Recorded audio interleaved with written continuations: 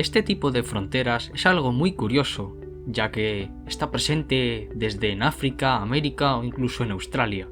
Normalmente, a lo largo de la historia se han limitado las fronteras de los territorios acorde con el terreno, como con ríos o montañas. Por ejemplo, los Pirineos, que separan Francia de España con Andorra en medio.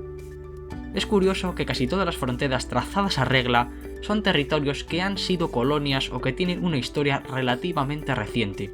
como por ejemplo Estados Unidos, que ha sufrido varias guerras civiles, por lo que en el momento de trazar las fronteras, al no haber elementos geográficos, decidieron coger una regla y trazar una línea para separar países.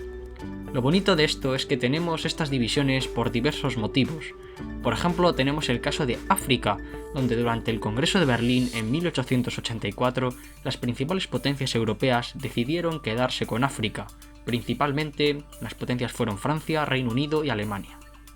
En ese congreso decidieron cómo iban a quedarse con África, quedando un mapa demasiado lineal, que separó incluso a pueblos, vecinos y familias que ya habitaban el lugar. Encima, estas divisiones causaron más problemas, porque las dos principales potencias, es decir, Francia y Reino Unido, casi acaban en guerra, ya que ambos querían cruzar el continente con una red de ferrocarril, pero no podían debido a que había algún territorio enemigo de por medio, por lo que empezó a haber tensiones, pero al final se solucionaron por la vía diplomática, ganando Gran Bretaña. Actualmente, aunque los países africanos son independientes, conservan esas fronteras y acusan una gran pobreza por la explotación humana y de recursos que sufrieron antes. También tenemos el caso de los Estados Unidos, que también fue una colonia y que tras su proceso de independencia y varias guerras civiles separaron el país en estados, y como en muchos casos no disponían de fronteras naturales, también las trazaron a reglazo, quedando algunos lugares como Wyoming, que es literalmente un cuadrado. Estados Unidos y Canadá tienen el récord de mayor frontera lineal, ya que por el sur tenemos una gran línea recta que separa estados como Montana de Canadá, aunque dicha línea no dura toda la frontera, ya que al sur tenemos los Grandes Lagos. En el norte también está Alaska, que en 1867 Estados Unidos compró al gobierno ruso.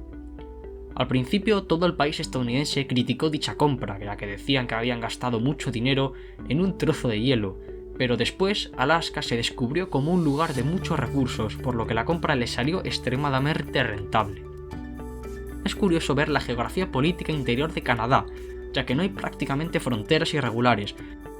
ya que todas están prácticamente también hechas geográficamente. No es sorprendente, ya que los territorios más demandados eran los del sur, ya que obviamente los del norte tienen una densidad de población escasa por las extremas condiciones de frío que hay, por lo que vemos que en el sur los estados están divididos en franjas, ya que todo el mundo quiere tener frontera con Estados Unidos, y en cambio en el norte hay menos estados, ya que esos territorios están mucho menos demandados. También en nuestras antípodas vemos estos casos de separación geométrica. Por ejemplo, Australia, que está dividida en 6 estados, en los que todos tienen alguna separación lineal, excepto Tasmania, que es una isla. Estas divisiones se deben a que cuando los exploradores llegaron allí, fueron reclamando diversos lugares, y estas divisiones fueron lineales, quedando la isla así. Por último, tenemos la frontera entre Indonesia y Nueva Guinea, que hasta 1980 no se completó de forma efectiva, ya que durante las guerras mundiales estuvo en disputa. Como curiosidad, por ejemplo, en un plano de la ciudad de Madrid,